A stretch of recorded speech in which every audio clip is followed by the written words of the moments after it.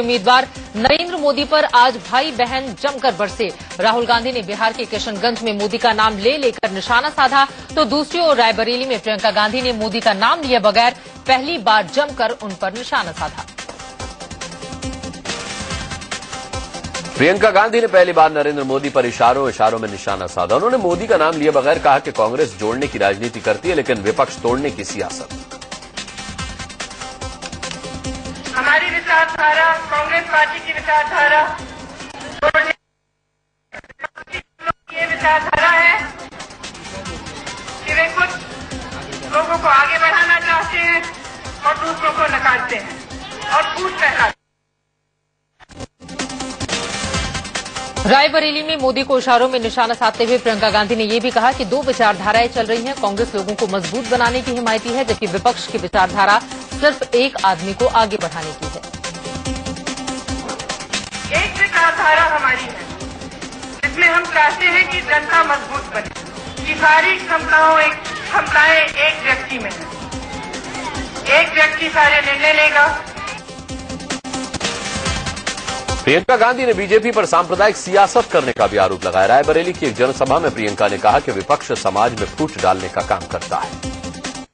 सांप्रदायिकता में गड़ी हुई है और चाहे वो कुछ भी कहें, उनकी जो अंदरूनी बात है वो यही है कि सांप्रदायिकता और फूट फैलाते हैं। प्रियंका गांधी ने मोदी पर इशारों में निशाना साधते हुए कहा कि एक शख्स ऐसी बातें कर रहा है मानो सारी क्षमता उसी में है और वही सब कुछ करेगा। उनका कहना है, मुझे मानो, मैं सब निर्णय लूंगा, सारी क्षमता मुझ में है। मजबूती जनता के हाथों में होनी चाहिए कि एक व्यक्ति के हाथों में होनी चाहिए। प्रियंका गांधी के हमले पर बीजेपी ने पलटवार किया। बीजेपी प्रवक्ता सुधांशु त्रिवेदी ने कहा कि रायबरेली अमेठी में डूबती नैया को बचाने के लिए आई प्रियंका गलत बयानी कर रही हैं। आज प्रियंका गांधी जी को 2014 में किस लिए ले जाया जा रहा है? कांग्रेस बचाने के लिए नहीं, अमेठी और रायबरेली बचाने के लिए। यानी अब नारा क्या हो गया? प्रियंका लाओ, अमेठी रायबरेली बचाओ। कांग्रेस उपाध्यक्ष राहुल गांधी ने आज बिहार के किशनगंज में रैली की और बीजेपी के साथ साथ उसके पीएम कैंडिडेट नरेंद्र मोदी पर तीखा हमला बोला। किसी दूसरे व्यक्ति के बारे में अच्छी बात ये कह ही नहीं सकते। इस देश में सिर्फ एक व्यक्ति है जो सब कुछ जानता है। राहुल गांधी ने कहा कि बीजेपी और नरेंद्र मोदी को देश की चिंता नहीं है, लोगों की परवाह नहीं है, उन्हें सिर्फ कुर्सी की चिंता है। चुनाव हो रहा है, हिंदुस्तान के लिए चुनाव नहीं हो रहा है, युवाओं के लिए चुनाव नहीं हो रहा है, गरीब लोगों के लिए चुनाव नहीं हो रहा है। सिर्फ सवाल एक है, नरेंद्र मोदी जी के लिए चुनाव हो रहा है।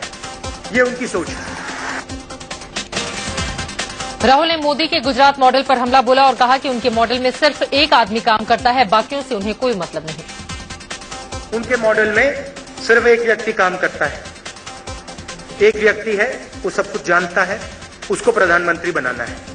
बाकी हिंदुस्तान का कुछ लेना देना नहीं है, ना वो आपसे कुछ पूछते हैं, ना वो आपको कुछ बताते हैं। सिर्फ एक बात है, मुझे हिंदुस्तान का चौकीदार बना दो।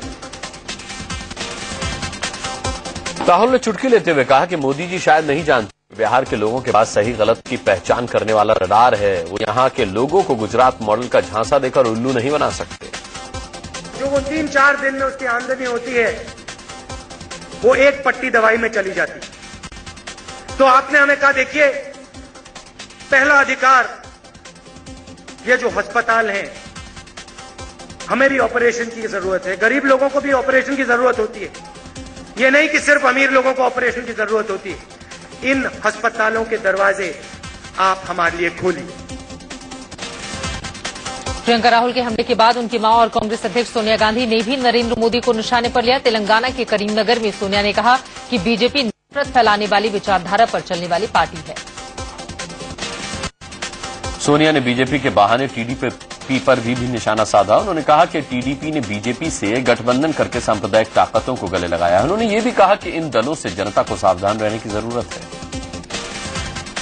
मध्य प्रदेश के रतलाम में नरेंद्र मोदी केंद्र सरकार पर जमकर बरसे। उन्होंने कहा कि इस बार ये सरकार जाने वाली है और इसे कोई भी नहीं बचा पाएगा। आप मेरी मदद कीजिए, दिल्ली में सरकार का जाना है, इनकी चिंता छोड़िए और बचेगा नहीं है। कांग्रेस के वरिष्ठ नेता कपिल सिब्बल ने एक बार फिर नरेंद्र मोदी पर हमला बोला। सिब्बल ने कहा कि मोदी के प्रचार में गुजरात की ब्लैक मनी का इस्तेमाल हुआ है। सिब्बल ने आंकड़े दिखाते हुए कहा कि मोदी इस चुनाव के प्रचार में हजारों करोड़ रुपए खर्च कर रहे हैं। सिब्बल ने कहा कि उनके अच्छे प्रशासक होने की बात की जाती है, लेकिन उनके कई मंत्री और पुलिस तो कई आरोपों में जेल जा चुके हैं।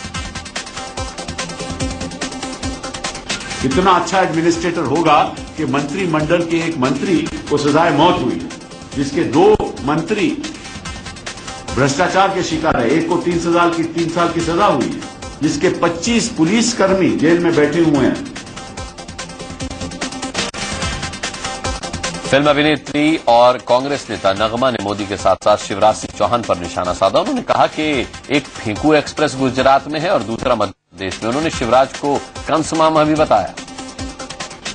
तो एक फेंकू एक्सप्रेस गुजरात में है, दूसरा यहाँ पर। इस हिंदुस्तान में तो एक शकुनी मामा रहा है, एक कंस मामा रहा है और तीसरे ये शिवराज महामामा। बीजेपी से बगावत कर राजस्थान के बाड़मेर से निर्दलीय चुनाव लड़ रहे जसवंत सिंह ने बीजेपी पर हमला बोला है। उन्होंने देश में मोदी लहर की बात से इनकार किया। उनका कहना है कि लहर बीजेपी के खिलाफ है। मां सोनिया गांधी के प्रचार के लिए रायबरेली पहुंची प्रियंका का जोरदार स्वागत हुआ। स्थानीय लोगों और कांग्रेस कार्यकर्ताओं ने उन पर फूलों की बारिश की। प्रियंका गांधी जिंदाबाद के नारे भी लगे। रायबरेली में महिलाओं ने प्रियंका गांधी का जोरदार स्वागत किया। प्रियंका यहां महिलाओं से मिली और उनका हालचाल जाना। वो बच्चों से भी दिल खोलकर मिली और नीचे झुककर बच्चे से हाथ भी मिलाया। प्रियंका गांधी ने रायबरेली में अपनी मां सोनिया गांधी के लिए वोट मांगे। एक जनसभा में उन्होंने कहा कि कांग्रेस ने लोगों को मजबूत बनाने के लिए कई कानून दिए हैं। रायबरेली में प्रियंका गांधी की गाड़ी ने एक स्कूटी को टक्कर मार दी। इस टक्कर में स्कूटी पर सवार मां और बेटी को मामूली चोटें आई हैं। गाड़ी सोनिया गांधी के स्थानीय प्रतिनिधि किशोरी लाल शर्मा चला रहे थे। बीजेपी के प्रधानमंत्री पद के उम्मीदवार नरेंद्र मोदी एक बार फिर गुजरात दंगों पर माफी मांगने के सवाल को टाल गए। न्यूज चैनल टीवी 9 को दिए इंटरव्यू में मोदी ने कहा कि पहले कांग्रेस अपने पाप का लेखा जोखा दे। मोदी ने इस इंटरव्यू में कांग्रेस पर सवाल भी उठाया और कहा कि मुझसे माफी मांगने की मांग कांग्रेस कैसे कर सकती है। टीवी 9 को दिए इंटरव्यू में मोदी ने कहा कि वो बीजेपी से बड़े नहीं हैं। मोदी ने कहा कि बीजेपी तो मेरे लिए मां है और एक बेटा मां से बड़ा कैसे हो सकता है। सोनिया गांधी के दामाद रॉबर्ट वाड्रा के सवाल पर मोदी ने कहा कि वो सकारात्मक राजनीति करेंगे, बदले की भावना से कोई कार्रवाई नहीं की जाएगी। पीएम बनने के बाद रॉबर्ट वाड्रा को अरेस्ट कराएंगे। हमारा पूरा ध्यान सकारात्मक रहेगा। कभी भी किसी सरकार को विंडिक्टिव होकर के काम नहीं करना चाहिए। टीवी 9 को दिए इंटरव्यू में राम मंदिर के मुद्दे पर मोदी ने पत्ते नहीं खोले। उन्होंने कहा कि बीजेपी मैनिफेस्टो में राम मंदिर पर पार्टी की लाइन लिखी हुई है और उससे ज्यादा कुछ नहीं कहना। नरेंद्र मोदी ने न्यूज एजेंसी एएनआई को दिए गए इंटरव्यू में कहा कि मुस्लिम मुझसे मिलेंगे तो प्यार करने लगेंगे। उन्होंने ये भी कहा कि वाराणसी जाएंगे तो मुस्लिम समुदाय के लोगों से वो मुलाकात जरूर करेंगे। दरअसल कल मुस्लिम धर्मगुरु कल्बे जव्वाद ने कहा था कि मोदी से मुसलमानों को अभी भी डर लगता है। बीजेपी अध्यक्ष राजनाथ सिंह से मुलाकात के बाद कल्बे जव्वाद का ये बयान आया था। मोदी से मुसलमानों को डर लगने की बात कहने वाले धर्मगुरु कल्बे जव्वाद ने राजनाथ सिंह की तारीफ भी की है। कल्बे जव्वाद ने राजनाथ की तुलना अटल बिहारी वाजपेयी से कर दी। बीजेपी के पीएम कैंडिडेट नरेंद्र मोदी को टोपी से परहेज है, लेकिन पार्टी अध्यक्ष राजनाथ सिंह को इसमें कोई दिक्कत नहीं। राजनाथ सिंह लखनऊ में एक मजार पर जियारत के दौरान मुस्लिम टोपी पहने दिखाई दिए, जबकि मोदी टोपी पहनने से इनकार कर चुके हैं। बताया जा रहा है कि लखनऊ में नामांकन दाखिल करने के बाद राजनाथ बाबा मीर काजिम की मजार पर गए। ये फोटो उसी दौरान की है। राजनाथ लखनऊ से चुनाव लड़ रहे हैं, जहां करीब 1/4 मुस्लिम मतदाता हैं। ऐसे में राजनाथ की टोपी पहनने के राजनीतिक मायने निकाले जा रहे हैं। बॉलीवुड अभिनेता सलमान खान के पिता सलीम खान मोदी के समर्थन में उतरे हैं। उन्होंने मोदी के राज में मुसलमानों को सुरक्षित होने की बात कही है। मैं जब भी वोट देता हूं मैं कांग्रेस को देता हूं, समझे, और कांग्रेस से थोड़ा सा मायूस हुआ हूं, डिसअपॉइंटमेंट हुआ हूं, मगर फिर भी अगर अच्छा कैंडिडेट होगा तो दूंगा। सलीम खान ने मुंबई में नरेंद्र मोदी पर उर्दू वेबसाइट लॉन्च की। उन्होंने कहा कि मुझे राजनीति में रुचि नहीं, मैंने उर्दू जबान के प्रसार के लिए मोदी जी को वेबसाइट का सुझाव दिया, जिस पर उन्होंने हामी भरी थी। अमेठी से बीजेपी की उम्मीदवार स्मृति ईरानी ने नामांकन दाखिल कर दिया। इस सीट पर स्मृति ईरानी का मुकाबला कांग्रेस के राहुल गांधी और आम आदमी पार्टी के कुमार विश्वास से है। नामांकन से पहले स्मृति ईरानी ने हवन पूजन किया, जिसके बाद वो नामांकन करने के लिए गईं। स्मृति ईरानी ने दावा किया कि अमेठी से उनकी ही जीत होगी। कांग्रेस उम्मीदवार अमिता सिंह ने यूपी के सुल्तानपुर से नामांकन भरा। अमिता राज्यसभा सांसद संजय सिंह की पत्नी है। हिमाचल प्रदेश के पूर्व मुख्यमंत्री और बीजेपी उम्मीदवार अनुराग ठाकुर ने हमीरपुर सीट से तीसरी बार नामांकन दाखिल किया। इस सीट पर अनुराग ठाकुर का मुकाबला कांग्रेस उम्मीदवार राजेंद्र राणा से है। बीजेपी उम्मीदवार राजीव प्रताप रूडी ने बिहार की सारण सीट से नामांकन दाखिल किया। इस मौके पर उनके साथ बीजेपी नेता वेंकैया नायडू भी मौजूद थे। आरजेडी सुप्रीमो लालू प्रसाद यादव के साले साधु यादव ने बिहार की महाराजगंज सीट से निर्दलीय उम्मीदवार के तौर पर पर्चा दाखिल किया। इस सीट से लालू ने प्रभुनाथ सिंह को अपनी पार्टी का उम्मीदवार बनाया है। उत्तराखंड के मुख्यमंत्री हरीश रावत की पत्नी रेणुका रावत ने हरिद्वार लोकसभा सीट से नामांकन दाखिल किया। नामांकन से पहले हुई जनसभा में हरीश रावत, पूर्व मुख्यमंत्री विजय बहुगुणा सहित यशपाल आर्या भी मौजूद थे। बिहार के हाजीपुर से जेडीयू उम्मीदवार रामसुंदर दास ने नामांकन दाखिल किया। इसी सीट से मौजूदा सांसद रामसुंदर दास एलजेपी सुप्रीमो रामविलास पासवान के खिलाफ चुनावी मैदान में हैं।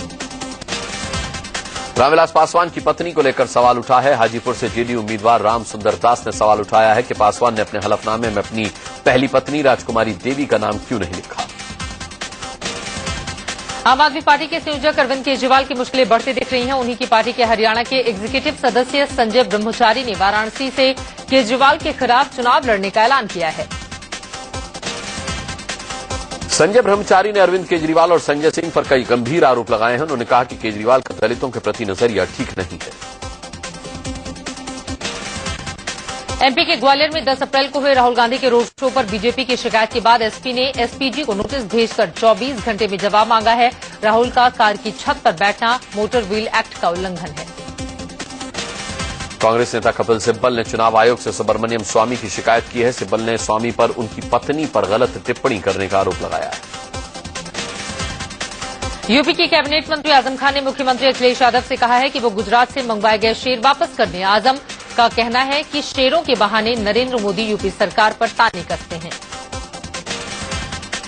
यूपी के मुख्यमंत्री अखिलेश यादव ने फिरोजाबाद में एक जनसभा के दौरान नरेंद्र मोदी को घेरा। अखिलेश ने मोदी के गुजरात के शेरों वाले बयान पर चुटकी लेते हुए कहा कि गुजरात के शेरों को वो इटावा के पिंजरे में बंद करेंगे। बीजेपी के तर्ज पर समाजवादी पार्टी ने भी चाय की चौपाल लगाई। यूपी के मुख्यमंत्री अखिलेश यादव की पत्नी और कन्नौज से सांसद डिंपल यादव ने चाय की दुकान पर कार्यकर्ताओं के साथ बैठक की और लोगों से चुनाव को लेकर चर्चा की। रेप के लिए फांसी का विरोध करने वाले बयान पर समाजवादी पार्टी सुप्रीमो मुलायम सिंह यादव ने महिला आयोग के नोटिस का जवाब भेजा है। जवाब में मुलायम ने कहा कि फांसी रेयरेस्ट ऑफ रेयर केस में ही दी जानी चाहिए। आयोग जवाब की समीक्षा कर रहा है। बिहार के बेगूसराय में एक रैली को संबोधित करते हुए जेडीयू सुप्रीमो शरद यादव ने बीजेपी के पीएम उम्मीदवार नरेंद्र मोदी पर निशाना साधा। साथ ही उन्होंने कमल को सड़े हुए पानी में उगने वाला फूल बताया। अहमदाबाद में बीजेपी के वरिष्ठ नेता लालकृष्ण आडवाणी ने एनडीए सरकार बनने का भरोसा जताया। आडवाणी बोले कि यह पहला चुनाव हो रहा है जिसमें जनता चुनाव परिणाम से पहले ही यूपीए सरकार की विदाई तय कर चुकी है। बीजेपी के पूर्व अध्यक्ष नितिन गडकरी ने उस ट्वीट से इनकार किया है जिसमें कहा गया था कि दिल्ली में किरण बेदी सीएम कैंडिडेट होंगी। अप्रैल के आखिरी हफ्ते में पीएम से लेकर कांग्रेस अध्यक्ष और उपाध्यक्ष तक गुजरात दौरे पर रहेंगे। 28 अप्रैल को मनमोहन सिंह गुजरात जाएंगे। फिल्म टार्जन से चर्चा में आए हेमंत बिर्जे भी चुनावी मैदान में हैं। हेमंत उत्तर मध्य मुंबई से शिवराज पक्ष पार्टी के टिकट पर चुनाव लड़ रहे हैं। मतदाताओं को वोट देने के प्रति जागरूक बनाने के लिए मुंबई में एक सैलून ने अनोखा ऑफर निकाला। 24 अप्रैल को मुंबई में चुनाव है और इस सैलून ने लोगों से कहा है कि जो भी वोटिंग का निशान दिखाएगा उसे मुफ्त में हेयर कटिंग दिया जाएगा। 17 अप्रैल को लोकसभा चुनाव के 5वें चरण के लिए वोट पड़ेंगे। इसके तहत बिहार की 7, यूपी की 11, मध्य प्रदेश की 10 सीटों के लिए मतदान होगा। इसके अलावा महाराष्ट्र की 19 सीटों के लिए वोटिंग होगी। 5वें चरण में राजस्थान की 20 सीटों पर वोट पड़ेंगे। वहीं पश्चिम बंगाल की 4 और कर्नाटक की भी 28 सीटों पर इसी दिन वोटिंग होगी। इसके अलावा झारखंड की 6 लोकसभा सीट पर भी मतदान होगा। 5वें चरण के चुनाव में छत्तीसगढ़ की 3 सीटों पर वोट पड़ेंगे। इसके अलावा जम्मू कश्मीर और मणिपुर की 1-1 सीट पर मतदान होगा। साथ ही ओडिशा की 11 लोकसभा सीटों पर भी वोटिंग होगी। इसी के साथ प्रधानमंत्री के मीडिया सलाहकार रहे संजय बारू ने अपनी किताब द एक्सीडेंटल प्राइम मिनिस्टर पर घमासान मचने के बाद मीडिया से बातचीत की। बारू से सवाल पूछा गया कि किताब की टाइमिंग पर तो सवाल उठना लाजमी है, जिस पर बारू ने जवाब दिया कि मैंने पब्लिशर से ये बात कह दी थी। बारू से पूछा गया कि आपको लगा था कि इतना हंगामा खड़ा हो जाएगा, जिसके जवाब में बारू ने कहा कि मुझे नहीं लगा था। इंटरव्यू के दौरान बारू से सवाल पूछा गया कि क्या आपने किताब के बारे में पीएम को बताया था। बारू ने कहा कि 30 दिसंबर को ही बता दिया था और किताब हफ्ते भर पहले पहुंचा दी थी उनके घर। सहारा ग्रुप ने सुप्रीम कोर्ट में आज एक नया प्रस्ताव पेश किया। इसमें कहा गया कि जमानत के लिए 5,000 करोड़ की रकम जमा करने तक उन्हें जेल में रखने के बजाय हाउस अरेस्ट रखा जाए।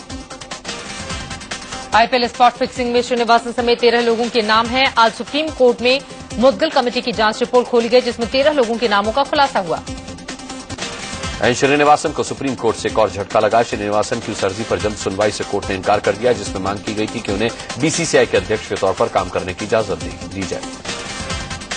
आईपीएल के सीईओ सुंदर रमन को सुप्रीम कोर्ट से फौरी राहत मिली है। बीसीसीआई ने कहा था कि सुंदर रमन को हटाने या रखने का फैसला खुद सुप्रीम कोर्ट करे, जिस पर कोर्ट ने कहा कि आईपीएल शुरू हो गया है, इसलिए आईपीएल तक वो पद पर बने रह सकते हैं। श्रीनिवासन और टीम इंडिया के कप्तान महेंद्र सिंह धोनी के बीच हुई बातचीत के ऑडियो टेप को लेकर सुप्रीम कोर्ट में सुनवाई टल गई। खेल में भ्रष्टाचार को लेकर सीबीआई ने एक नई यूनिट का गठन किया है। इसका नाम रखा गया है स्पोर्ट इंटीग्रिटी यूनिट। कर्नाटक के चित्रदुर्ग में बस में जिंदा जलने से 6 लोगों की मौत हो गई। दावनगिरी से बेंगलोर जा रही बस में सुबह एकाएक आग लग गई। इसके पहले लोग कुछ समझ पाते, आग की लपटों ने बस को चारों ओर से घेर लिया। बस में जैसे ही आग लगी, बस बेकाबू होकर एक गड्ढे में जा गिरी। असम के जागीरोड इलाके में एक ट्रेन पटरी से उतर गई। पैसेंजर ट्रेन के 3 डिब्बे पटरी से उतरकर तालाब में जा गिरे। पैसेंजर ट्रेन दीमापुर से कामाख्या जा रही थी। दिल्ली के कस्तूरबा गांधी मार्ग पर एक तेज रफ्तार बेकाबू कार ने सामने सड़क किनारे खड़ी कार को टक्कर मार दी। दिल्ली के रोहिणी इलाके में मैक्सफोर्ड स्कूल के बाहर बच्चों के अभिभावकों ने हंगामा खड़ा कर दिया। दिल्ली के पीतमपुरा इलाके में शिक्षा विभाग के दफ्तर के बाहर धरना दे रहे आम आदमी पार्टी के विधायक राजेश गर्ग और उनके समर्थकों की अधिकारियों के साथ झड़प हो गई। आम आदमी पार्टी के कार्यकर्ताओं ने शिक्षा विभाग पर लापरवाही और गड़बड़ी का आरोप लगाया। दिल्ली पुलिस के एक जवान ने अपनी सर्विस रिवॉल्वर से गोली मारकर खुदकुशी कर ली। पुलिस मामले की जांच कर रही है। दिल्ली के गीता कॉलोनी इलाके में मोटरसाइकिल सवार बदमाशों ने एक प्रॉपर्टी डीलर की गोली मारकर हत्या कर दी। यूपी के शामली में हथियारों से लैस बदमाशों ने एक किसान को मौत के घाट उतार दिया। बदमाश किसान के फार्म हाउस में डकैती के लिए आए हुए थे। पंजाब के अमृतसर में बीएसएफ ने पाकिस्तान से आ रही 8 किलो हेरोइन की खेप जब्त की है। पंजाब के लुधियाना में पुलिस की एक ट्रक से भारी मात्रा में पुलिस ने शराब बरामद की है। ट्रक में करीब 14,000 बोतल देसी शराब भरी हुई थी। कानपुर देहात में दहेज लोभियों ने दहेज की मांग पूरी नहीं होने पर बहू पर तेजाब डालकर उसे जलाकर मारने की कोशिश की। एमपी के इंदौर में शादी समारोह में हुए मामूली विवाद के बाद कुछ लोगों ने दूल्हे की जमकर पिटाई कर दी। इलाहाबाद के यूनाइटेड ग्रुप ऑफ इंस्टीट्यूट्स में फाउंडर्स डे का आयोजन किया गया। आज से आईपीएल 7 का आगाज संयुक्त अरब अमीरात में हो रहा है। टूर्नामेंट का उद्घाटन मैच पिछले साल की चैंपियन मुंबई इंडियंस और कोलकाता नाइट राइडर्स के बीच है। भारत में चुनाव के चलते इस साल आईपीएल के कई मैच यूएई में हो रहे हैं। 16 से 30 अप्रैल तक मैच वहां होंगे। दक्षिण कोरिया के जेजू द्वीप के पास 325 छात्रों समेत 477 लोगों को लेकर जा रहा एक जहाज आज डूब गया, जिसमें 2 लोगों की मौत हो गई। 100 से अधिक लोग लापता हैं। ये जहाज कल शाम पश्चिमी बंदरगाह इंचियोन से रवाना हुआ था। टोगो की राजधानी लोम में हुए एक सड़क हादसे में 47 लोगों की मौत हो गई, जबकि 15 लोग घायल हुए हैं। 61वें राष्ट्रीय फिल्म पुरस्कारों का ऐलान कर दिया गया है। जॉली एलएलबी को बेस्ट हिंदी फिल्म के अवार्ड के लिए चुना गया है। फिल्म राजकुमार के लिए शाहिद को बेस्ट एक्टर का अवार्ड दिया गया है। वहीं सौरभ शुक्ला को बेस्ट सपोर्टिंग एक्टर का अवार्ड मिला है। शाहिद फिल्म के लिए हंसल मेहता को बेस्ट डायरेक्टर के लिए अवार्ड देने को चुना गया है, जबकि प्रांजल दुआ को शॉर्ट फिल्म चिड़िया उड़ के लिए बेस्ट डायरेक्टर का अवार्ड मिला है। गोरखपुर पहुंची फिल्म अभिनेत्री अमीषा पटेल ने एक शख्स को जोरदार थप्पड़ मार दिया। ये देखकर वहां मौजूद लोग हैरान रह गए। बॉलीवुड अभिनेत्री शिल्पा शेट्टी ने मुंबई के बांद्रा इलाके में अपनी ज्वेलरी स्टोर का उद्घाटन किया। अभिनेता शाहरुख खान ने अपने करीबी दोस्तों में से शुमार फराह खान को मर्सिडीज बेंज गिफ्ट की है। दिल्ली शोरूम में इसकी कीमत 77 लाख रुपए है। फिल्म निर्माता वासु भगनानी अपनी फिल्म यंगस्तान का सीक्वल बनाने की तैयारी में जुट गए। बॉलीवुड सुपरस्टार और ग्लोबल आइकन अमिताभ बच्चन की भूतान रिटर्न्स का बॉक्स ऑफिस पर कमाई को लेकर अच्छा प्रदर्शन जारी है। फिल्म ने 5 दिनों में 26 करोड़ की कमाई की है। भूतनाथ रिटर्न्स की कामयाबी को देखते हुए इसके निर्माता भूषण कुमार अब इसका तीसरा पार्ट भी बनाने की तैयारी में है।